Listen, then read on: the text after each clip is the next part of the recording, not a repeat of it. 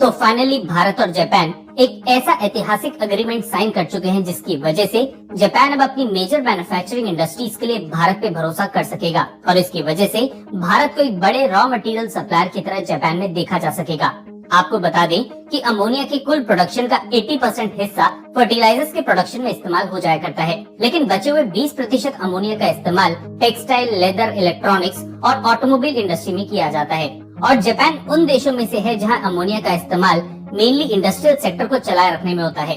अब वैसे भारत भी अमोनिया का एक काफी बड़ा इम्पोर्टर है और भारत एक बड़ी मात्रा में इस अमोनिया को मिडिल ईस्ट देश जैसे कि सऊदी अरेबिया और कतर से इंपोर्ट करता है। लेकिन अब धीरे धीरे ये बदलने वाला है क्योंकि भारत ने ग्रीन अमोनिया के एक्सपोर्ट को लेकर जापान के साथ एक ऐतिहासिक एग्रीमेंट साइन कर लिया है। दरअसल भारतीय कंपनी एक्मे और जापान की IHI कॉर्पोरेशन के बीच इस एग्रीमेंट को साइन किया गया है और रिपोर्ट्स के मुताबिक एक्मे IHI कॉर्पोरेशन को हर साल 0.4 million metric tonne green hydrogen का एक्सपोर्ट करेगी। अच्छी बात यह है कि ग्रीन अमोनिया ओडिशा में प्रोड्यूस होगी और गोपालपुर प्रोजेक्ट से इसे सप्लाई किया जाएगा। लेकिन ये प्रोजेक्ट अभी शुरू नहीं हुआ है, पर ग्रीन अमोनिया का पहला बैच 2027 तक इस यूनिट से रोल आउट होगा।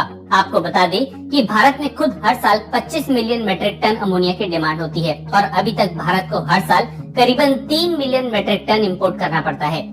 आपको बता दें, हमेशा की तरह अमोनिया के प्रोडक्शन में चीन सबसे आगे है और पूरी दुनिया में प्रोड्यूस होने वाले 30% अमोनिया पे चीन का डोमिनेंस है। वहीं बात की जाए भारत की तो ये शेयर केवल 8 से 10% ही है। अब भले ही भारत अमोनिया के प्रोडक्शन में पहले 10 देशों की लिस्ट में आता है, लेकिन अमोनिया के एक्सपोर्ट को लेकर हम पहले 20 देशों तक की लिस्ट में नहीं आते क्योंकि प्रोडक्शन का मेजर हिस्सा भारत में ही कंज्यूम हो जाया करता है। भारतीय अमोनिया के मेन खरीदार मेनली भारत के पड़ोसी देश हैं, जैसे बांग्लादेश, श्रीलंका और नेपाल, पर इन देशों से आने वाली डिमांड काफी कम है। आपको बता दें कि अभी भारत जितनी मात्रा में अमोनिया का इंपोर्ट कर रहा है, उस इंपोर्ट को बंद करने के लिए ONGC भी एक 80,000 करोड़ रुपए के एक प्रोजेक्ट पे काम कर रही है, जिससे कुल डिमांड का 100% अमोनिया भारत में प्रोड्यूस किया जा सके। पर रिपोर्ट्स की माने तो ये प्रोजेक्ट अपनी पूरी कैपेसिटी पे काम करने के लिए कम से कम 10 सालों का वक्त और ले सकता है। खैर, बात करें उड़ीसा बेस्ड एक्मे के प्रोजेक्ट की, तो इस यूनिट में ग्रीन अमोनिया के अलावा ग्रीन हाइड्रोजन भी प्रोड्यूस की जाने वाली है और आगे चल के जापान भारत में बनी ग्रीन हाइड्रोजन का भी एक बड़ा कस्टमर बन सकता है।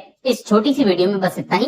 धन्यवाद। इनका 100% अमोनिया भारत में प्रोड्यूस किया जा सके, पर रिपोर्ट्स की माने तो ये प्रोजेक्ट अपनी पूरी कैपेसिटी पे काम करने के लिए कम से कम 10 सालों का वक्त और ले सकता है। खैर, बात करें उड़ीसा बेस्ड एक्मे के प्रोजेक्ट की, तो इस यूनिट में ग्रीन अमोनिया के अलावा ग्रीन हाइड्रोजन भी प्रोड्यूस की जाने वाली है और आगे चल के जापान भारत में बनी ग्रीन हाइड्रोजन का भी एक बड़ा कस्टमर बन सकता है। इस छोटी सी वीडियो में बस इतना ही। धन्यवाद। इनका 100% अमोनिया भारत में प्रोड्यूस किया जा सके, पर रिपोर्ट्स की माने तो ये प्रोजेक्ट अपनी पूरी कैपेसिटी पे काम करने के लिए कम से कम 10 सालों का वक्त और ले सकता है। खैर, बात करें उड़ीसा बेस्ड एक्मे के प्रोजेक्ट की, तो इस यूनिट में ग्रीन अमोनिया के अलावा ग्रीन हाइड्रोजन भी प्रोड्यूस की जाने वाली है और आगे चल के जापान भारत में बनी ग्रीन हाइड्रोजन का भी एक बड़ा कस्टमर बन सकता है। इस छोटी सी वीडियो में बस इतना ही। धन्यवाद।